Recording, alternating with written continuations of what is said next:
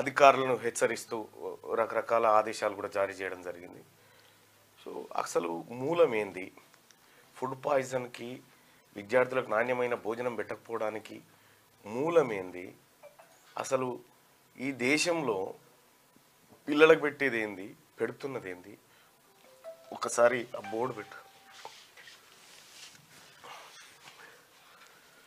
చాలా విషయాలు ఇవాళ మనం వెలుగు దినపత్రికలో దీంట్లో కూడా దానికి సంబంధించినటువంటి అంశం ఉంది. ఆ అంశాన్ని ఒకసారి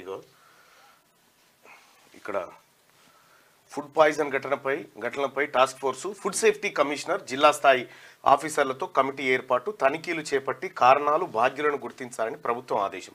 గురుకులాలు, హాస్టళ్లు, అంగన్వాడీలు, స్కూళ్లలో ప్రత్యేకంగా ఫుడ్ సేఫ్టీ కమిటీలు, ప్రతి విద్యా సంస్థలో హెడ్ మాస్టర్, ఇద్దరు స్కూల్ స్టాఫ్తో ఏర్పాటు, పర్యవేక్షకులుగా జిల్లా, డివిజన్, మండల స్థాయి ఆఫీసర్లు, ఉత్తర్వులు జారీ. విద్యార్థులను కన్నబిడ్డలా చూసుకోవాలని టీచర్లు, ఆఫీసర్లకు సీఎం రేవంత్ సూచన. గురుకులాలు, హాస్టళ్లు, స్కూళ్లను తరచూ విజిట్ చేయాలని కలెక్టర్లకు ఆర్డర్. నిర్లక్ష్యం చేసే వాళ్ళని డ్యూటీ నుంచి తొలగిస్తామని హెచ్చరిక అంటూ. సో యాజ్ ఏ ముఖ్యమంత్రిగా ఆయన ఏమేమి ఆదేశాలు ఇవ్వచ్చో ఆయన ఇచ్చాడు. కానీ ముఖ్యమంత్రి గారికి సూచనలు, సలహాలు ఇవ్వాల్సినటువంటి అధికారులు కానీ, లేకపోతే చుట్టుముట్టున్నటువంటి పరివారం కానీ ఆయనకున్నటువంటి ఆదేశాలు, పరిమితుల వరకు ఆయన హెచ్చరికలు జారీ చేసింది. ఇక్కడ అసలు మధ్యాహ్న భోజనం ఎందుకు విషతుల్యంగా మారుతుంది, ఎందుకు పేదవాడికి ఇబ్బందికరంగా మారుతూ ఉంది అనేది ఒకసారి చూద్దాం. సో మధ్యాహ్న భోజనం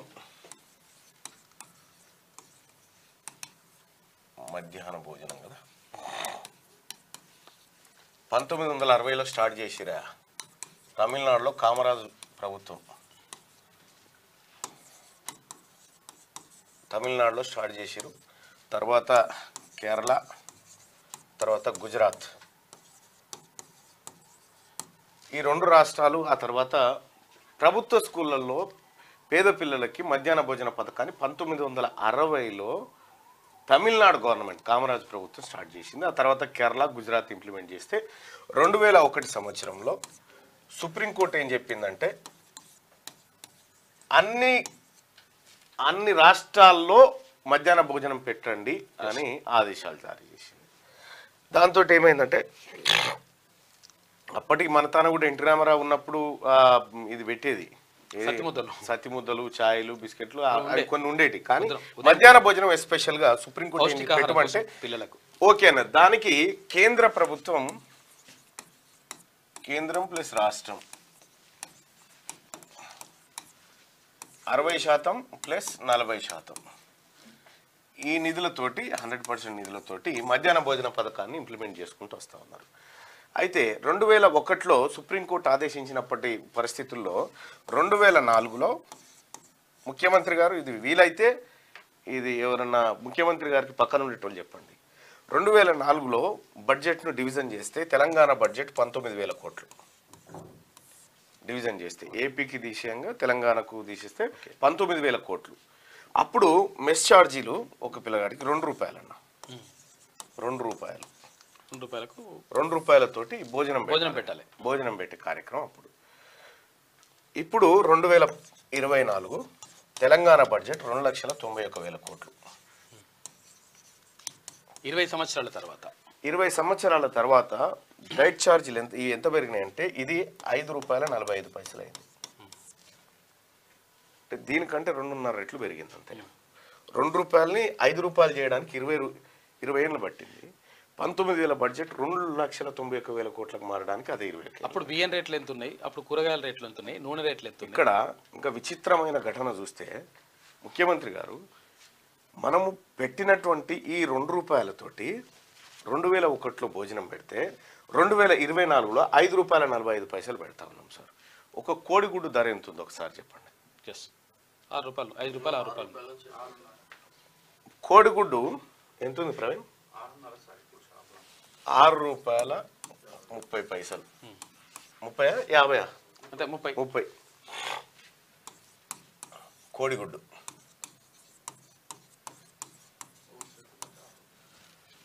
6 రూపాయల 30 పైసలు కోడిగుడ్డు ఉంది. అక్కడ ఉన్నటువంటి వంటోళ్ళకి చెప్తారు మీరు ఖచ్చితంగా గుడ్డు పెట్టాలంటారు. ఎంత ఇస్తారు గుడ్డు కంటే? 5 రూపాయలు.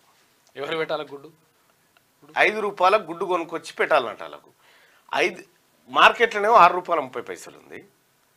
కానీ 5 రూపాయలకే గుడ్డు కొనుక్కొచ్చి పెట్టాలంటే ఎట్ నుంచి పెడతారు? ఈ వంట చేసేటోళ్ళు ఎంతమంది ఉన్నారు మొత్తం తెలంగాణ వ్యాప్తంగా అంటే 53,000 మంది ఉన్నారు. 53,000 మంది సంఘాలకు సంబంధించినటువంటి వాళ్ళు ఉన్నారు. ఇందులో 96% మంది వంట చేసేవాళ్ళు ఎస్సీ, ఎస్టీ, బీసీలు. వీళ్ళకు 4 నెలలకు కూడా ఒకసారి బిల్లులు రావు.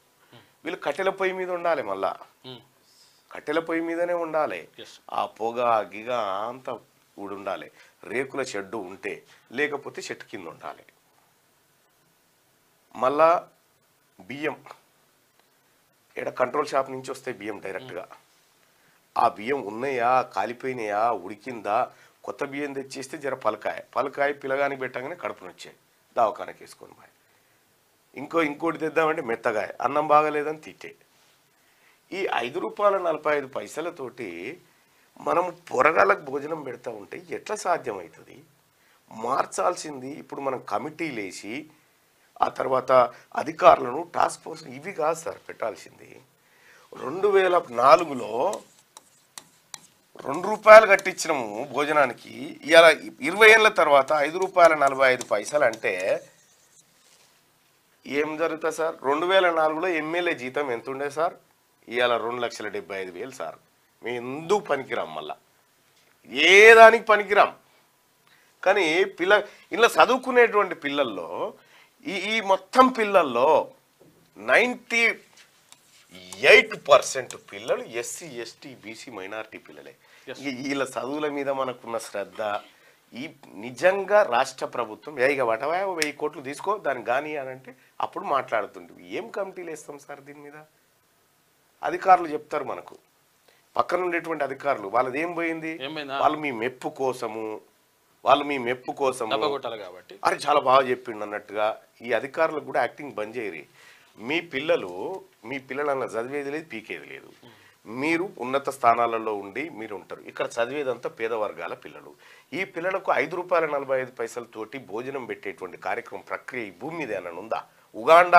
ఉగాండాలో అన్న తింటారా? ₹5.45 వస్తుందా? ఏ కాలంలో ఉన్నాం ఇంకా మనం? ముఖ్యమంత్రి గారు మనము ఏదైతే మొన్ననే ఏదో డైట్ ఛార్జీలు అది పెంచారు, ఏదో గ్రీన్ ఛానల్ ద్వారా ఇస్తామని, అది గ్రీన్ ఛానల్ ద్వారానే పోవాల్సింది అది. కానీ మనం పెంచుతున్నటువంటి పెంపు ఇక్కడ వంట చేసేటోళ్ళకి ఎంత ఇస్తున్నాం మనం? మొన్నటిదాకా 1000 ఉండే ఇప్పుడు 3,000 అని చెప్పినాం. ₹3,000 వంట చేసేటోళ్ళకి ఇస్తున్నాం. ఒక స్కూల్లో ఉండడానికి ఎంతమంది ఉంటారు ప్రవీణ్? ఒక స్కూల్లో ఎంతమంది ఉంటారు? ఇద్దరు అయితే ఉంటారుగా, మినిమం 2 ఉంటారు. ఈ ₹3,000 ఇద్దరు పంచుకోవాలి. 1500 అన్నట్టుగా 1500 మనిషికి 1500 పడుతుంది. అంటే రోజుకి ₹50. రోజుకి ఎంత? ₹50. రోజుకి ₹50 పడుతుంది. వీళ్ళకు రోజుకి ₹50 కూలికి బయట చెత్తకొచ్చి చెత్త వేసుకపోయేటోడు కూడా 50 ఇస్తే ఇవి ఏడా సరిపోతాయి సార్ అంటాడు. ₹50 కూలికి వాళ్ళు ఉపాధి హామీ కూలి పనికి పోయి 11 గంటల దాకా 4 గడపార పోట్లు వేసి వస్తే 200 వస్తాయి, 200-300 వస్తాయి. వీళ్ళకి ఆశ ఏంది అని అంటే మేము గవర్నమెంట్లో చేస్తున్నాం కాబట్టి ఎప్పటికైనా మాకు మంచి అవుతుందేమో మెంటల్ ఆలోచన వాళ్ళకి. ఈ ₹50 కూలితోటి నీకు దీంట్లో కూడా మళ్ళా ₹1000 కేంద్రం ఇస్తుంది. ఓకే, ₹2,000. ఎందుకంటే ఇప్పుడు ఇవెందుకు పెంచిర్రు అని అంటే ఈ వంట చేసేటోళ్ళ దగ్గర ఓట్లు ఉన్నాయి కదా, మరి ఇవెందుకు పెంచాలంటే ఇలా ఓట్లు లేవుగా, పొరగాలకు ఓట్లు లేవు కాబట్టి ఇది పెంచలే. ఇక్కడ ₹2,000 ఇది పెంచిరు. ఇక్కడ దీంట్లో కూడా వంట గ్యాస్కు సంబంధించి 100% కేంద్రమే ఇస్తుంది, రవాణా 100% కేంద్రమే ఇస్తుంది. దానికి సంబంధించి ఓన్లీ ఒక గీడ మాత్రమే మనం ఇస్తా ఉన్నాం. బియ్యము కేంద్రమే, అన్ని కేంద్రమే. ఈ రకంగా మనం విద్యా వ్యవస్థలో భోజన వ్యవస్థని సర్వనాశనం చేసి దానికి బడ్జెట్లు లేకుండా దానికి ఏమీ లేకుండా ఎట్లా సాధ్యమవుతుంది? గుడ్డు ధరనే ₹6.35 ఉంటే మనకి భోజనం పెట్టాలి ₹5.45 కంటే అవుతుందా? ఇది గత ప్రభుత్వం చేసిన పాపం అయి ఉండొచ్చు, వాళ్ళు పట్టించుకోకపోయి ఉండొచ్చు. దానికి ఒక మెనూ ఉంది, ఎన్ని గ్రాములు క్యాలరీస్ కావాలి, ఎన్ని క్యాలరీస్ కావాలి, ప్రైమరీ స్కూల్ అబ్బాయికి ఎంత కావాలి, అప్పర్ స్కూల్ అబ్బాయికి ఎంత కావాలి, ఎన్ని ఏది క్యాలరీలు కావాలి, ఎన్ని న్యూట్రిషన్స్ కావాలి, ఎన్ని విటమిన్స్ కావాలి, ఓ లెక్క ఉంది. మన దాంట్లో రొటపీస్ ఏముండయి, పురుగులు ఆ తర్వాత ఇవే ఉంటాయి. ముఖ్యమంత్రి గారు నిజంగా మనకు ఈ వర్గాల మీద, ఈ పేద బిడ్డల మీద ప్రేమ ఉంటే 1,000 కోట్లు ఇవ్వండి సార్, 1,000 కోట్లు ఇవ్వండి. నేను కూడా చెప్తా ఉన్నా, మేము ఎమ్మెల్సీగా గెలిచినాం సార్, ₹1 లేదు. నిజంగా నాకు ఫండ్ ఇస్తే నేను ప్రతి స్కూల్లో దాన్ని ఖర్చు పెట్టాలనుకున్నా, ఎంతో కొంత లబ్ధి చేయాలనుకున్నా, కానీ అవకాశమే లేదు. ఉత్సవ విగ్రహాలు లెక్క అయిపోయినా, అసలు గెలిచినా ఇంకా ఒక ఎమ్మెల్సీకి నిధులు లేవా, కాన్స్టిట్యున్సీ డెవలప్మెంట్ ఫండ్స్ ఎమ్మెల్యేలకు లేవా, మాకు లేవా, ఎవరికి లేవా, ఎవరు చెప్పుకోవాలి? ఎవరైనా వచ్చి అడిగితే, నాకు చాలామంది టీచర్లు చాలామంది, నేను పోతూ గడ తొర్రూరు దగ్గర ఒక స్కూల్లోకి పోయినా, ఒక స్కూల్లోకి పోతే స్ట్రెంత్ 36 మంది పిల్లలు ఉన్నారు, 9 మంది టీచర్లు ఉన్నారు. నేను ఆ పిల్లల్ని, మీరు ఆ వీడియో చూడండి, నేను ఒక మాట అడిగిన ఆ వీడియో ఉందా ఒకసారి చూడండి. నేను చెప్పలేదు కానీ ఇప్పుడు చెప్తా ఉన్నా. నేను ఆ పిల్లల్ని ఏం అడిగినా అని చెప్పి, ఒకసారి 36 మంది పిల్లలు ఉన్నారు. ఆ 36 మందిని వరుసగా పేరు పెట్టుకుంటా అడుక్కుంటూ వచ్చిన పిల్లలది పంపించిరా.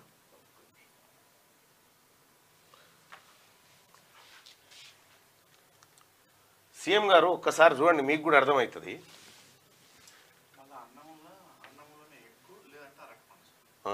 ఎగ్గు అరటిపండు డజన్ ఎట్లుంది? ₹60, 60, 70. దొరికిందా?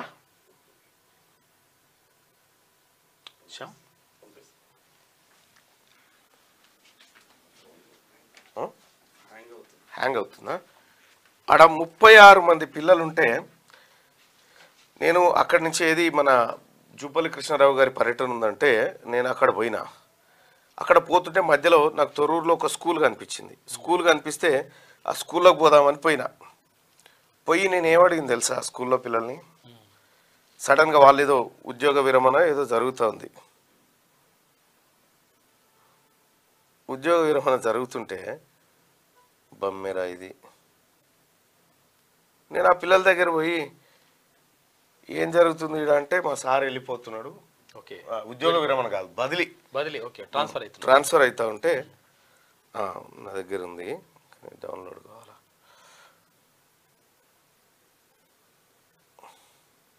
మీకు అది చూపిస్తా. 36 మంది పిల్లలు ఉంటే వరుసగా అందరినీ పెట్టి ఏం పేరు బిడ్డ అని అడుక్కుంటూ వచ్చిన. ఒక్క రెడ్డోళ్ళ పిల్లగాడు కనిపించలే నాకు అలా. నేను అదే చెప్పిన టీచర్లకు అదే చెప్పిన. ఇందులో అప్పర్ క్యాస్ట్ వల్ల పిల్లలు లేరు, టీచర్లు ఒకరో ఇద్దరు మీరు ఉంటారు, మీరేదో టైంపాస్కి వర్క్ చేసుకుంటూ పోతే ఈ పిల్లల బతుకులు ఎట్లా కావాలి అని చెప్పి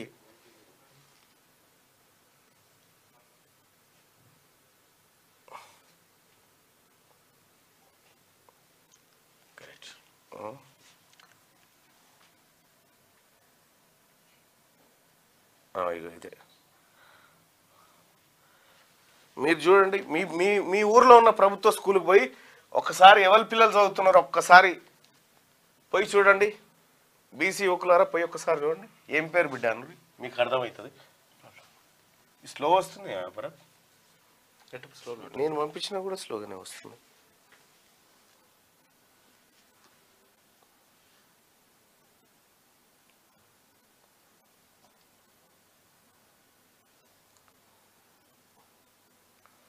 ఏమైందో చూడండి, ఆయన ఎట్లా ప్రాబ్లమ్స్ ఏంటియో చూడండి.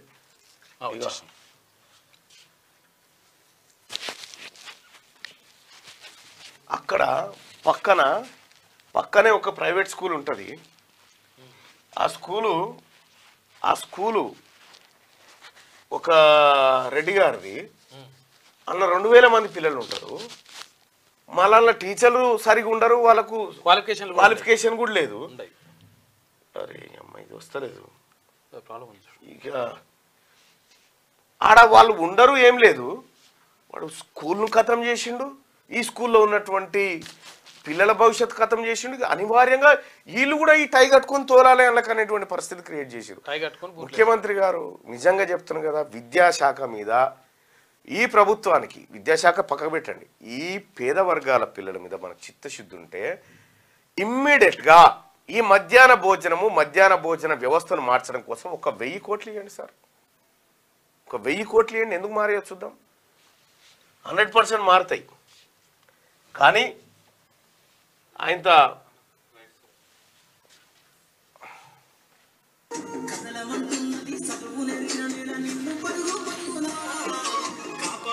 ఇదే స్కూల్లో ఇగో ఈ పిల్లలందరినీ అడిగిన ఈ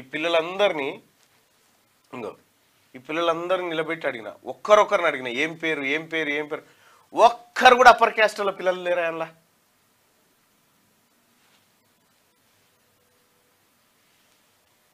వీళ్ళు ఎందుకు బాగు చేస్తారా? వాళ్ళ పిల్లలు లేనప్పుడు, వాళ్ళ పిల్లల భవిష్యత్ ఆడలేనప్పుడు వాళ్ళు ఎందుకు బాగు చేస్తారు? బీసీ సమాజమా, ఎస్సీలారా, ఎస్టీలారా, మైనార్టీలారా, ఈడ అస్సలు పాయింట్ ఉంది, మీరు గుర్తుపెట్టుకోండి. మన పిల్లగాడు 5 రూపాయల చారానతోని 5 రూపాయల ఆటానతోటి భోజనం ఎట్లా చేస్తాడు? హరే రామ హరే కృష్ణ వాళ్ళు 5 రూపాయల కంటే వాళ్ళు అదనంగా ఖర్చులు భరించి 5 రూపాయలకు పెడతా ఉన్నారు. ఇది సాధ్యపడదు.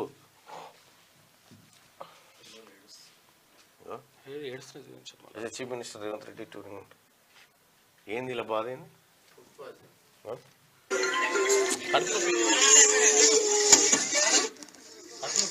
ఏం సార్ ఇందులో ఉన్నోళ్ళంతా ఈ మోసకపోయేటోళ్ళ దాంట్లో ఒక్క రెడ్డోళ్ళ పిల్లగాడు లేడు సార్.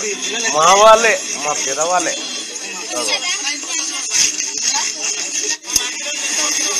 మన పిల్లలు చదువుకునేటువంటి చదువు కాడ, మా చదువుల కాడ మా పిల్లలకు చదివే రాకుండా మా పిల్లగాళ్ళు ఇది చూసిన తర్వాత ఏ తల్లిదండ్రులు పంపిస్తారు సార్ స్కూల్కి? ఎందుకు ఫుడ్ పాయిజన్లు అవుతా ఉన్నాయి? ఫస్ట్ మన గవర్నమెంట్ సరిపడా నిధులు ఇచ్చి ఏ ఇబ్బంది లేకుండా వాళ్ళకి ఎప్పటికప్పుడు నిధులు అందజేసి మానిటర్ చేయాలి సార్. మనం నిధులే లేవు సార్. మనం ఇచ్చే డబ్బులు దేనికి సరిపోవు, అవి దేనికి సరిపోవు. అటువంటప్పుడు మనం ఎన్ని చేసినా వేస్ట్. ముఖ్యమంత్రి గారు పక్క పంటున్నటువంటి ఐఏఎస్ ఆఫీసర్లు చాలా సార్ గతంలో అది చేసి వాళ్ళు కేవలం వాళ్లకు పోస్టింగులు కాపాడుకోవడానికి ఆడే డ్రామా తప్ప ప్రజల్ని రక్షించే డ్రామా. వాళ్ళ పిల్లల్ని పంపి నెల రోజులు పంపి దమ్ముంటే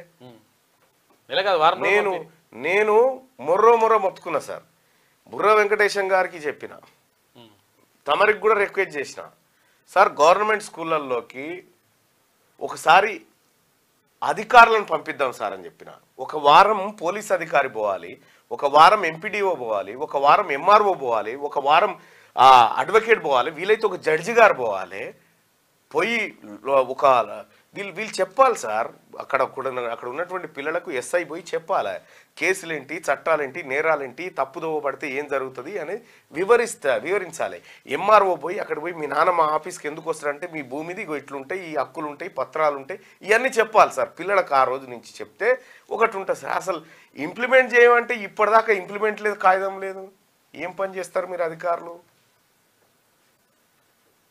ఏమి పని చేయరు, కేవలం ఫొంకనాలు కొట్టుకుంటూ కూర్చుంటారు. అంతకంటే ఎక్కువేం చేసేది లేదు. మీరు ఆ ముఖ్యమంత్రి గారికి చెప్పేదన్నా కరెక్ట్గా చెప్పండి, చెప్పి తరగబడండి. ఎన్ని రోజులు చెప్తారు ఇంకా? మీకోసమా ఈ ప్రభుత్వం? ప్రజలు ఉన్నది మిమ్మల్ని కాపాడుతుంది. ప్రభుత్వానికి చెడ్డ పేరు మీ వల్లనే వస్తుంది, ఈ అధికారులు చేసే కార్యక్రమాల వల్లనే వస్తుంది. ముఖ్యమంత్రి గారు అంత ఆగ్రహంగా, అంత ఆవేశంగా అధికారులను హెచ్చరించకాడికి వచ్చిందంటే ఫస్ట్ మిమ్మల్ని కదా చేయాల్సింది. ఏమి ఇంప్లిమెంట్ చేస్తున్నారు? ఏం పర్యవేక్షణ చేస్తూ ఉన్నారు మీరు? కింద విద్యాశాఖ అధికారులు ఏం పర్యవేక్షణ చేస్తూ ఉన్నారు? ఆ బుర్ర వెంకటేశం గారు ఉంటే ఆయనకు 4 ఇచ్చిరి. బీసీ సంక్షేమం ఆయనే చూడాలన్నా, గవర్నర్ గారిది ఆయనే చూడన్నా, ఇది ఆయనే చూడన్నా, 24 ఇస్తారు ఆయనకు. అంతో ఇంతో ఈ ఎడ్యుకేషన్ మీద సోయినోడు. ఇక కింద ఒట్టిదే రామచంద్రయ్య ఓడిచిపోయా. ఏంది పిల్లల బతుకులేంది? అసలు ఎందుకు ఏడవాలి పిల్లలు? ఎందుకు ఏడవాలి? ఈ రాష్ట్రంలో, ఈ దేశంలో పుట్టడం తప్ప ఎందుకు ఇట్లా మోసుకొని పోవాలి మా పిల్లల్ని?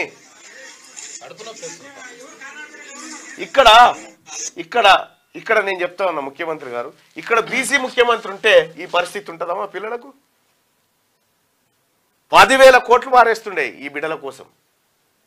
మరి ఎందుకు సార్ మనం ఇక్కడ రాష్ట్ర ప్రభుత్వాన్ని అడుగుతా ఉన్నా, మీరు ప్రాజెక్టులు కట్టుకోండి, మూసీలు కడుక్కోండి, ఇంకేమైనా చేయండి, కానీ ప్రాథమిక అవసరాలైనటువంటి విద్యా వైద్యాన్ని మనము దాటికి బడ్జెట్లు కేటాయించకుండా మనం కేటాయిస్తున్న బడ్జెట్లు ఎంత, మనం పెడుతున్న పెట్టుబడులు ఎంత, వాటిపైన విద్యారంగం పైన వైద్య రంగం పైన అసలు దేశంలోనే అత్యంత తక్కువ మనమే పెడుతున్నాము. ఈ మంత్రులకు కూడా చెప్తా ఉన్నా, కనీసం మాట్లాడండి. ఆ మంత్రివర్గంలో సమావేశంలో కూర్చున్నప్పుడు కనీసం మాట్లాడండి. మాట్లాడకపోతే ఎట్లయితుంది? ఇది విపక్ష పార్టీలు ఈ బీఆర్ఎస్ కుట్ర లేకపోతే ఇంకో పార్టీ కుట్ర, ఆ కుట్రల తర్వాత చూసుకుందాం రాజకీయాలు. కానీ ప్రాథమికంగా మన కళ్ళ ముంగట కనిపిస్తూ ఉంది కదా, ప్రాథమికంగా మన కళ్ళ ముంగట కనిపిస్తూ ఉంటే మేము చూస్తూ ఎట్లు ఊరుకోవాలి? ముఖ్యమంత్రి గారు, నాకు ఓట్లేసి గెలిపించినటువంటి ప్రజలు, వాళ్ళ తల్లిదండ్రులు ఎవరైతే వేసిరో వాళ్ళు గెలిపించిన వాళ్ళ తరఫున అడుగుతా ఉన్నా, దయచేసి 1000 కోట్ల రూపాయలు ఇవ్వండి. ఇప్పుడు కాంట్రాక్టర్లకు ఆపండి కొద్దిగా, ఏం కాదు. ఆ రాఘవ కన్స్ట్రక్షన్స్కి, ఆ మెగా ఇంజనీరింగ్కి, ఏది సీనే అండ్ కంపెనీ, ఈ ఆపండి సార్, ఆపండి. 1000 కోట్లు ఆపండి, ఏం కాదు. ఏం సావరాలు బతికే ఉంటారు. 1000 కోట్లు ఇవ్వండి ఈ పిల్లలకి. 1000 కోట్లు ఇస్తే కనీసం ఆ మధ్యాహ్న భోజన వ్యవస్థనన్నా మార్చవచ్చు. మనం ఎన్ని కమిటీలు వేసినా ఎన్ని చేసినా అవుతుంది సార్.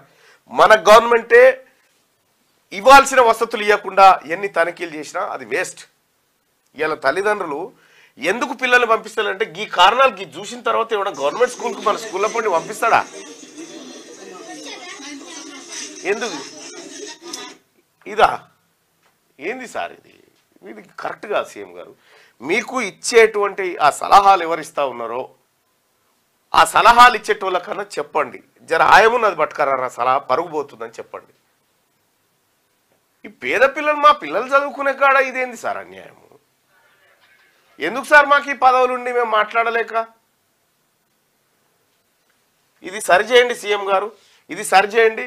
లేకపోతే నేను వచ్చి కలుస్తా, ఏం చేయాలో చెప్తా. కనీసం నేను చెప్పింది ఇంప్లిమెంట్ చేస్తే ఇవాళ ఈ పరిస్థితి ఉండకపోయేది. మళ్ళీ నేను ఖర్చయ్యే పని కూడా చెప్తలేను. మళ్ళా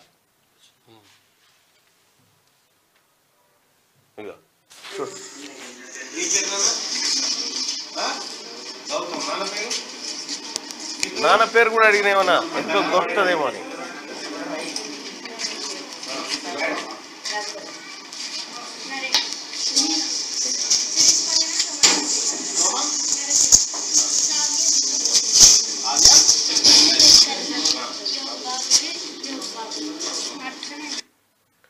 ఇట్లా ప్రతి పిల్లగా నడితే ఒక్క పిల్లగాడు దొరకలే నాకు. స్కూల్ మొత్తం ఒక్క రెడ్డోల పిల్లగాడు ఆడ కనిపించలే నాకు. పోయి చూసుకోరు, లేకపోతే ఇప్పుడు అది ఏందో త్వరలో ఉంది కదా, పోయి చూసుకోరు. అదొకటి ఇడిచిపెట్టరు, ఇంకా మిగతా స్కూల్లోకి పోయి చూడరాదు కథ తెలుస్తుంది. నీ పిల్లగాళ్ళే లేనప్పుడు నువ్వెందుకు ఖర్చు పెడతావు? మా పిల్లగాళ్ళ కోసం మేము అడగాలి కదా. ఇది కరెక్ట్ కాదు సీఎం గారు. మనం ఎన్ని చెప్పినా ఎంత చేసినా ఒక్కటి మాత్రం సత్యం, విద్యా వ్యవస్థను వైద్య వ్యవస్థను బాగు చేయకుండా మనం ఏదో చికిత్సలు చేస్తామంటే అంతా అవుతుంది ట్రాష్. ఈ రెండు చక్కగా ఉంటేనే రాష్ట్రం బాగుంటుంది. ఇలా మనం రైతులకు వాళ్ళకు వీళ్ళకు మీకు ఇది ఇస్తాం అది ఇస్తామని కాదు సార్.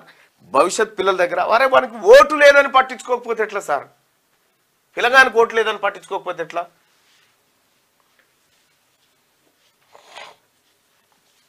మళ్ళీ ఆర్టిజన్ లేదా ఇది?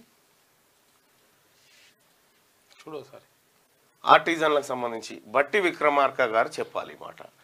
బట్టి విక్రమార్క గారికి ఆయన ఎవరికి దొరికే పరిస్థితిలో లేడని మీరే చెప్తా ఉన్నారు. మరి ఎవరికి దొరకనప్పుడు నాకెట్లా దొరుకుతాడు?